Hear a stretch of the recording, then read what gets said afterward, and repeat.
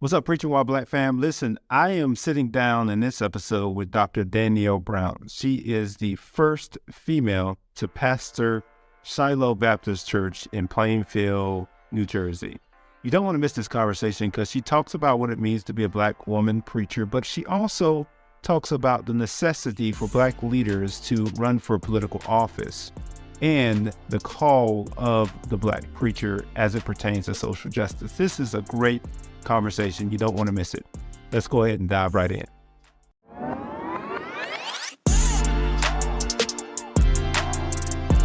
Welcome to the Preaching While Black podcast, a podcast dedicated to the calling, craft, and content of the Black preaching tradition. And now, here's your host, John C. Richards Jr.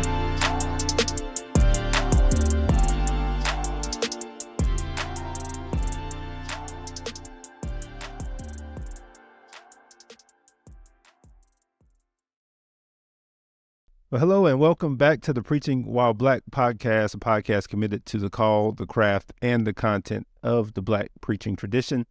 I'm joined in this episode by Dr. Danielle Brown. Dr. Brown is a native of Perth Amboy, New Jersey. She attended Virginia State University, HBCU, where she was a scholar athlete. In fact, she was such an athlete, she did 3 sports at Virginia State. She also served as a member of the Perth Amboy Board of Education. Her term is getting ready to be up there. We're going to talk about that in this episode. But she holds a Master's of Education, Bachelor of Science degree from Virginia State, and has a Master's of Divinity, a Master's of Art degree from New Brunswick Theological Seminary. She has a DMin from Palmer Theological Seminary, and she studied and concentrated on leadership and church renewal. I want to talk with her about some of that. She did some teaching before going into ministry full-time and served as a pastoral staff member at a church in New Jersey for 15 years, where ultimately last August 2021, actually 2 years ago, she was elected as the 10th senior pastor of Shiloh Baptist Church in Plainfield, New Jersey, a history maker, trailblazer, the first woman to hold that position since the church was founded in 1908. Thank you for joining me on this episode, Dr. Brown. Thank you so much for having me. It's a pleasure. Yeah. Love having you and hearing about your call and your craft and your content. And I really want to just start with your call. I want to talk about young Danielle Brown, trying to make sense of this thing that's called the call of God. Was there a moment for you where you said, man, God has really called me, or was this a progressive revelation over time? There was a moment for me. I was 13 years old, and I remember it vividly. I revisit that moment regularly. Interestingly, since I've been a pastor, I revisit that moment more regularly.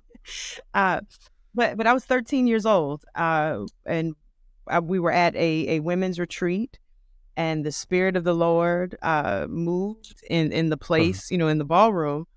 And I heard God say to me, Danielle, you'll preach the gospel. And of course, at 13, my response was, to God essentially was, preaching women are grown women, right? They're not 13-year-old kids. And so I had all of this time, so I thought, to yield to the call of God. And then I would, honor God with whatever, whatever that meant. And it, I didn't really have a whole lot of time because the sense of call and the sense of urgency for responding to that call just never went away. It just started to increase and increase and increase. And so finally, by the time I was 16, I had a conversation with someone to say, I believe God has called me. This is what happened. I've been walking with this since I was 13. And so what do we do? And that person said to me, just don't wait until you've done everything else in life to then respond to God, but respond to God first. And I'm like, okay, I could do that. But again, I'm still thinking, right, preaching women are grown women, and they're not 16-year-olds either. So I've got time. And I got to college, and when I got on the campus of Virginia State, I was just surrounded by young people who were like sold out, right? There's Dr. John Faison, who comes to college, right? Preaching revivals and, stuff like that. And I think the influence even of the crowd around me served as a convictor, right, to really yield to this call. And so I did. I came home on spring break, had a conversation, winter break, had a conversation with our executive pastor about my sense of call. And basically her thing was, we were wondering, when you were going to say something. And, the rest is history. I was licensed. Essentially, she told me to go back, make the dean's list, and that they would see me when I graduated. And, every time I came home for break, we would sit down and talk about not necessarily ministry. Like my ministry development wasn't preaching first, right? It was character, Christian conduct first. And so that's what we were talking about, that for 4 years. Whenever we met, we talked about, how's your life, right? How are you living? What are you reading? What is God saying to you? How's your prayer life? How are you serving? Are you serving? And, things like that. And then once I did graduate, then I went into a more formal kind of, training process for ministry that included preaching. And then once I graduated, I was officially licensed. But at this time, I was like preaching little, revivals, like bootleg preaching. And then my pastor licensed me in 2003.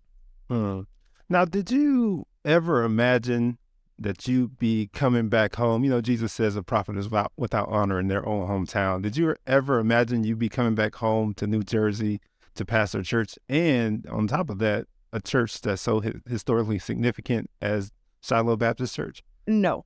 No. And this wasn't even in my plan. First of all, full-time ministry wasn't in my plan. That my thing was, okay, I'll yield to this call. I had, by the time I came back home to New Jersey, now the Lord did say full-time ministry. So by that time, it was kind of gradual in that sense, right? Initially, my plan was, I'm going to preach on the side, but my goal is to be a superintendent of schools. I was working on my master's degree. I have a master's degree in education. And so I was working on that master's degree, and the plan was to enroll. Virginia State had just been started a doctoral program, a Doctor of Education program in leadership. I was going to enroll there, right? And have my doctorate. And if I was coming home, it was to be the superintendent of schools in my hometown. It was not to be on staff at a church, like at least not in my plan. And then as time went on, I knew that full-time ministry would come. I didn't know where, and I didn't make assumptions about where. And then a phone call came. Hey, we've been praying about you coming home to be on staff full-time. And it was like, oh, okay, God, that's what you did. And so I did that. Even at that time, I did not see this. I really thought that I would spend the balance of my days on staff at Cathedral and then ultimately retire from the staff there, right? And maybe at some point go back into academia. I didn't see this. But God, huh? Yeah, and I think as you say yes to God, that with every yes, something else is unveiled, right? That as you walk into every yes, that you say yes, and 5 steps into that yes, God will allow you to encounter something else that is a possibility that you would not have known as a possibility from over there. Right. If that makes sense. Yeah. No, that's good. And that makes sense because you also serve as a co-mentor for the Pointer Brown Goodman Doctoral Fellows at United Theological Seminary. So that kind of connects the leadership piece because it seems like that's a passion for you. Yes. Can you touch briefly on the pastoral's call and then its connection to leadership and why you're so passionate about that? Well, I think that a lot of my work and my doctoral work was focused on creating cultures of succession.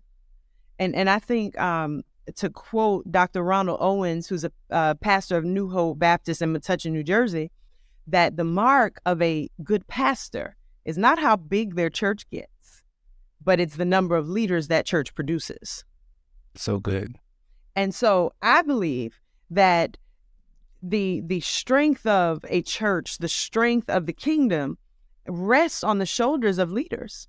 And so if we're not developing and pouring into other leaders, and I don't want to say like the next generation of leaders, because it's not just a generational thing, right? There are people that are new to the faith, or people who are, at different seasons in their life, who also need their leadership abilities cultivated and need to be exposed to ways of leading that are impactful and effective and integral and God glorifying, right? All of that. And so I think that my passion for that really was kindled as a young person. I was often allowed to kind of be a fly on the wall in leadership spaces, but I also knew that there were people that never got that exposure, right? Who later would lead in different capacities and in different ways. And so the development of leaders and exposure of people to leadership, it just is something that has just been a part of, of my call and my sense of purpose and duty for a long time. So we've talked about your call to ministry and call to this preaching role. When we come back after the break, we're going to talk about the craft and how you put together your messages. It should be good. Scholars have referred to the original Black church as the invisible institution because enslaved people were often not allowed to worship freely. They'd have to gather, sing, and preach in secret to avoid being beaten. Yet they still developed a deep devotion to the authority of Scripture and the liberation narrative. Today, many Christians who don't fully agree with conservatives or progressives feel invisible. They're not well represented in politics or mainstream media. In response, the AND campaign has created the Invisible Institution newsletter, or IVI. We'll be providing political commentary, policy breakdowns, and more for Christians who believe in social justice and moral order, not one or the other. Go to andcampaign.org and subscribe if you're sick and tired of feeling invisible.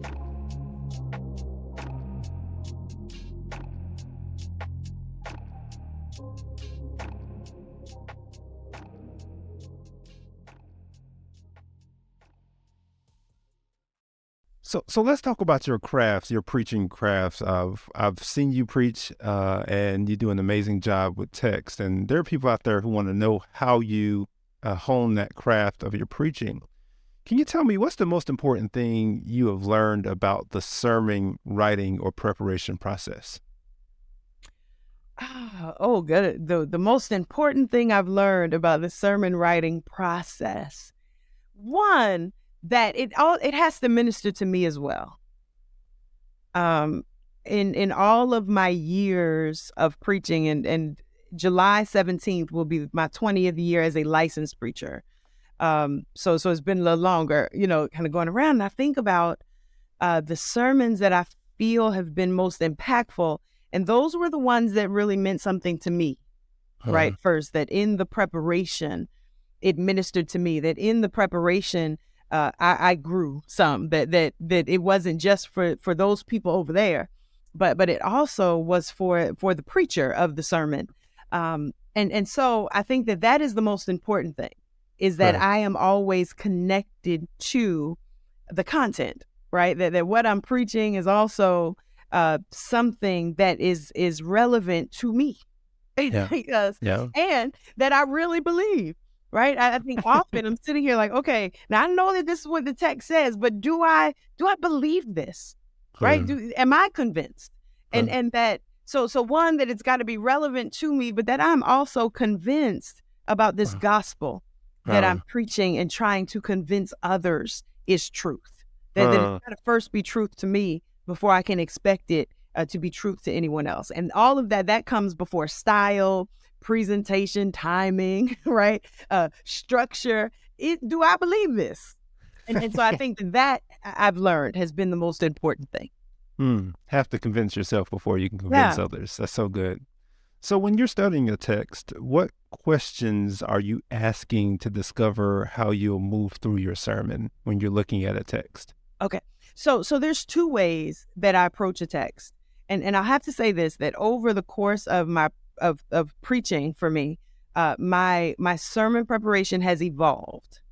So when I first started out, I was very like kind of earthy, that I might see something, experience something, hear something, and then my sermons would be born out of that thought, right? So, or that experience. And then I'd find a text that kind of supported the experience. Sometimes I cringe when I look at those old manuscripts. I'm like, oh God, like why did, those pre-seminary days and, things like that. But for some years ago, I went through this exercise where I prepared sermons for an entire year using the lectionary. And so every week I took a text from the lectionary and I wrote a sermon. A lot of these sermons have not yet been preached because you don't have, the occasion has not arrived. But what it did was shift my preparation from needing to have an experience to being able to start with the text and then kind of march, that way.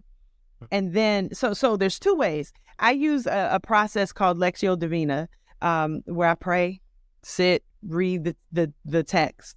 And I'll read the text probably, 4 or 5 times and write anything that pops out to me in the text. That's kind of the more pneumatological way that I prepare.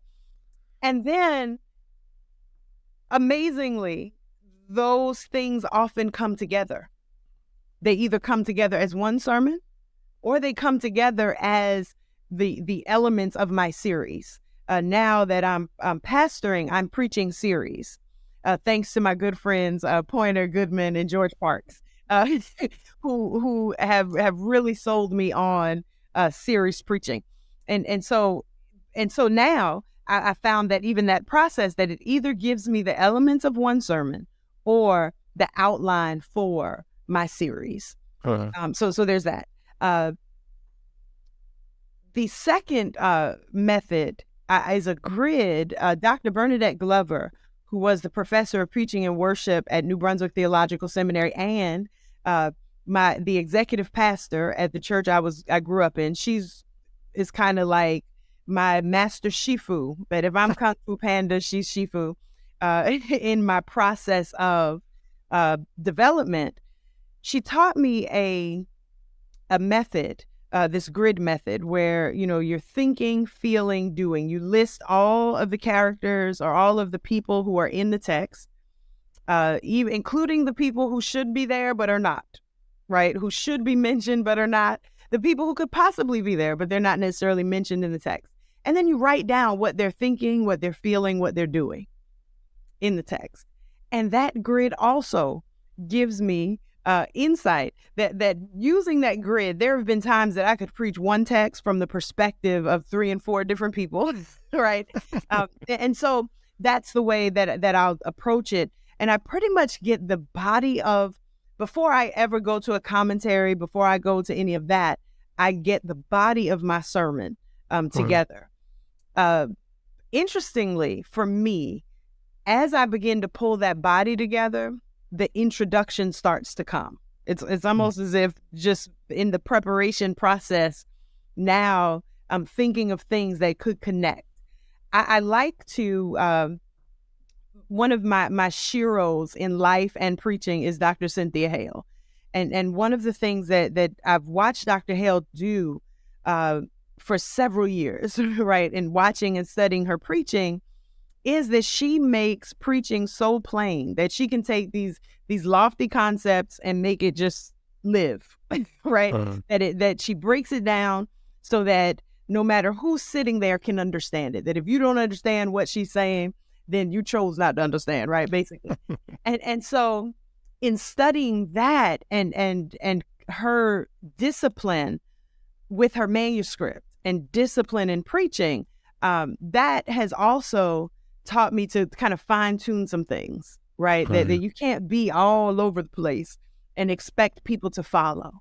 I want to preach in ways that people actually walk away with something, not just a celebration or what have you. Now, my personality is hyper, so my preaching just looks like, like how everything else looks.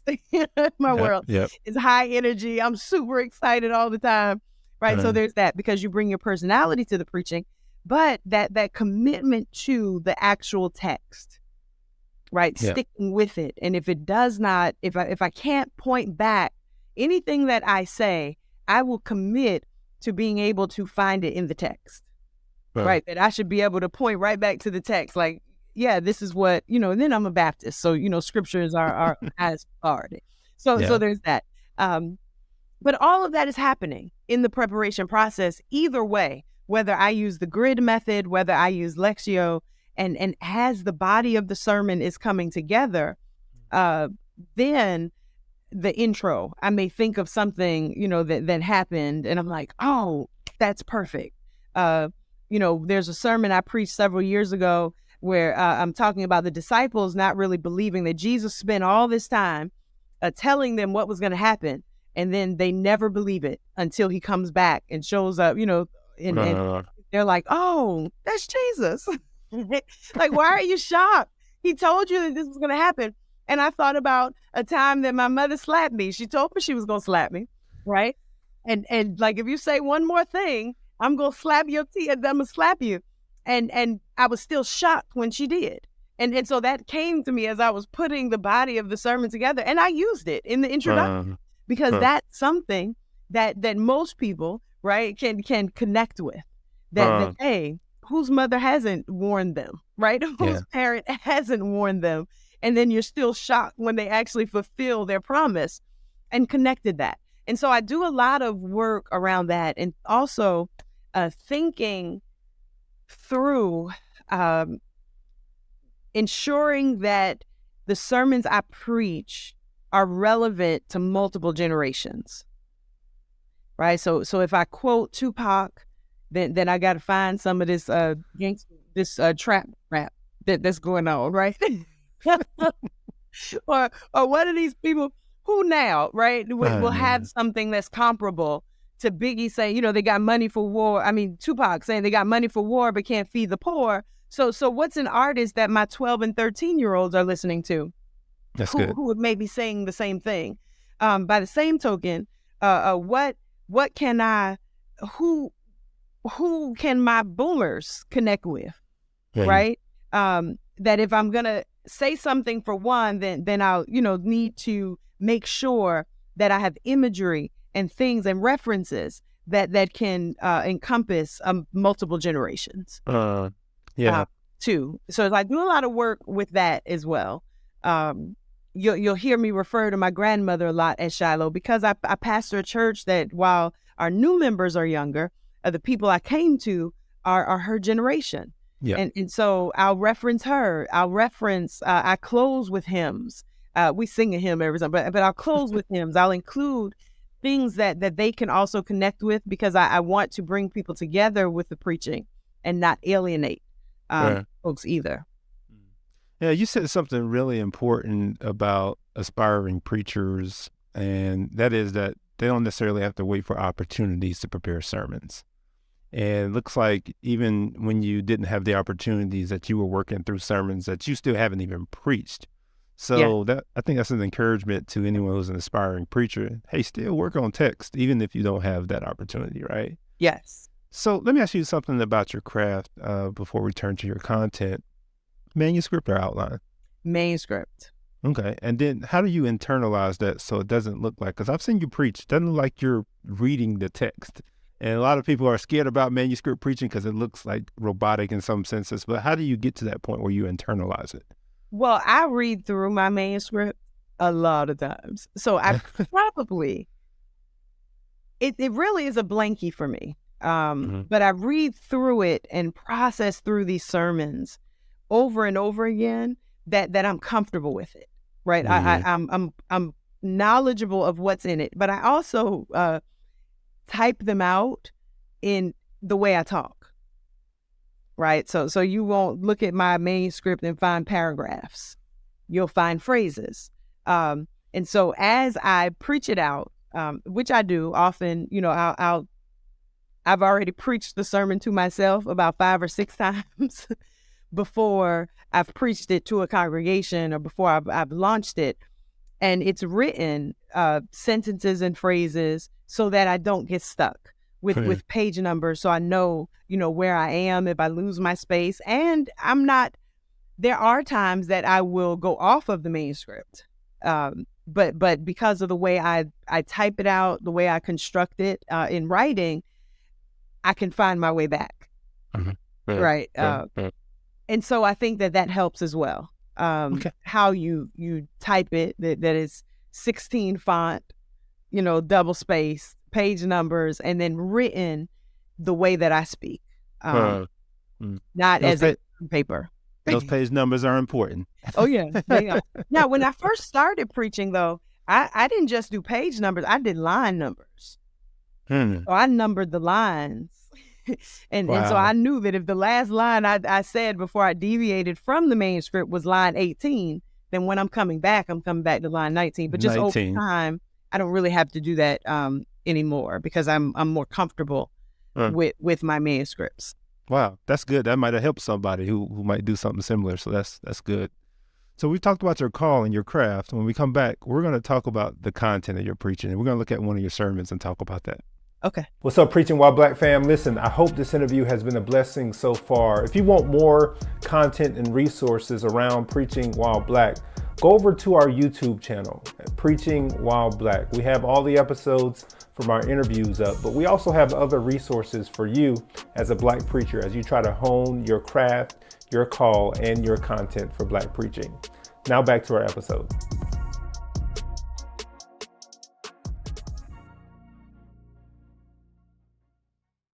Now, Dr. Brown, you recently preached a sermon called What It Takes to Be in Charge.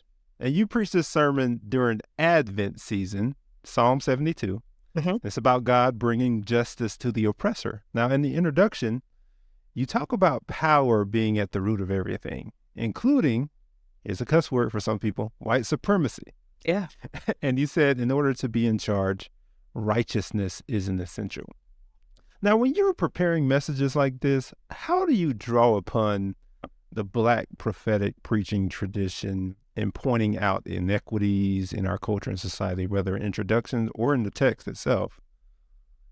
So I did this crazy thing this year and decided to preach the Psalms from the lectionary for Advent instead of the narratives, which was a stretch because for me, the Psalms are not the easiest text to preach. But it was fun, and I'm glad we did it. I'm glad I did it. So in drawing from the Black prophetic tradition, I don't know that it's something that kind of sits on a shelf that I say, hey, I need this, let me go get it. I feel that it's just inherent to who I am, right? That it is inherent to several things, my socialization, right, in this world, the preaching I grew up with and around, the preaching I listened to, right? There are so many influences that I think that it's become just part of me. And I believe that if you are preaching the gospel, then there is a prophetic tradition rooted in justice, right? That you cannot just kind of set. So I don't know that it's like, I draw on it, right? I think that it comes up as needed, and kind of in every, theme or every sermon, there's some, and not just when there's a big event that happens in the world, not just when the government is acting up in ways that are obvious, right? But in every message, that tradition shows itself because it's inherent, right? To who I am. It's in me always, right? It's always present. So I will say that. I hope that does that answer your question? No, that's great. That's great. So let me ask you this. You've served as a local Board of Education member and you're finishing up a term there locally. Now, there's some folks who would say, why can't you just preach the gospel? Leave the civic engagement to the other folks. As a Black preacher in the Black preaching tradition, what would you say to that? This is what I tell my congregation often, is that anything that impacts people is my business, right? Anything that impacts God's, that God loved the world so much that God gave his only son. Why? Because the world was in bad shape. And so if God loved people that much, that God gave God's only son, then how do we think that anything that impacts those same people that God loves is not the business of those who do God's work in the world? So anything that impacts people is my business, is the business of the preacher, is the business of the church, is the business of the kingdom of God, however you want to, phrase it, shape it, right? Whether it's kingdom, the church, it's our business. And so engaging in civic matters, the reason I ran for Board of Ed is because our school system in my community was failing. And there were a lot of things that I was hearing and things that I was seeing about the system that I did not agree with. And I got tired of lobbying for other people to do the work and then not seeing results. And so I said, forget it. Why not just go be at the table myself, right? Because when you show up at the table, then you hold yourself accountable, right? Now you know what's being said at the table, and not just having conversations with people and they're like, oh yeah, I'll address it. And then they get to the table and don't address it because you're not there. They don't have to address it. I said, well, I'll just get at the table myself. And when I did, it opened my eyes to a whole other world, right, of how these things work on the inside. I would have done it again, but I don't like to campaign. I'm not a politician. I'm a prophet, not a politician. And so the campaigning was, and then of course, new responsibilities at the church and all of that. But I was able to sit at the table and speak truth to power directly, right? Yeah. Not have a middle person. And we were able to do some things, revise our whole standards of conduct and discipline, and look at all of our policies and procedures and rewrite the areas that were not culturally sensitive, right? The areas that had language that should not have, the stuff that marginalizes Black and brown people, even in a predominantly Black and brown district. Right. Because sometimes we think that because a city is predominantly Black and brown, that then that means we don't have any problems. No, if you go to the letter, it doesn't matter what the people look like. You've got to look at policy, because policy is what really, really hurts us, what impacts us, that creates structures that even with Black people in charge still can marginalize Black people. Right. So good. Policies. That we're getting our kids suspended for little things like wearing a head wrap, a head scarf to school, and not being sensitive to what it's like for a little Black girl to be between hairstyles, right, and not be able to so no, you're not walking up with your natural hair. You're going to wrap it. Those kind of things. But should she be suspended because of it? No. No. That's all good. of that. Yeah, So I think that's important. We have the luxury, even this as Black people, right? If we even, now we are people of faith, but as Black people in this country, we don't have the luxury of not engaging in civic matters, because the moment that we do, we'll land right back at square one. That's right. Wow. So Janine Brown talks about communication in our social location. And she talks about how our social location informs the way we communicate. When you are entering the pulpit, Dr. Brown, what experiences are you bringing with you as a Black woman who preaches? Oh, there's several the ones that I am acutely aware of, that I am a woman. I am when I'm at Shiloh, right? I am the first woman who has served in a senior pastoral role in that place. And so I come in understanding that what I do will determine if there's a second, right? That how I move also determines how that congregation will be open to another woman, and how I move also determines if the door is left open for another woman and for women and girls to serve and to lead in that capacity. So, and not just at the senior pastor level, right? I serve a church that does not yet have women deacons, right? So, so all of that comes with me to the pulpit. That as the first woman in this role, that determines if this climate, this environment, right, will be open to the possibility of women serving in other roles that they never have. Is that a heavy weight to bear? It could be, but because of the sisterhood around me, the mentors, the mothers in Zion, the Dr. Cynthia Hales, the Reverend Elaine Flakes, the Dr. Gina Stewarts, the Bishop Corletta Vaughns, the sisterhood around, I think that we share in the weight. That while I'm Shiloh senior pastor, I also show up to the pulpit with all of those women holding my arms up, including my grandmother, Bessie Lee Lockhart Brown, who now sleeps with the ancestors, right? That when I come, I don't bear that weight alone. I really feel that those women are also showing up with me. So I don't bear that weight by myself. As well as the brothers who my brothers, our mutual friends, Dr. Pointer and Goodman, who have been, Dr. John Faison, who have been incredible supports. So while, yes, it is a heavyweight, I think that we don't bear it alone. That when I show up in that space, that I show up with an army in the sanctuary and an army that is across the country who have prayed me into this space and who have upheld me and supported me, to this place.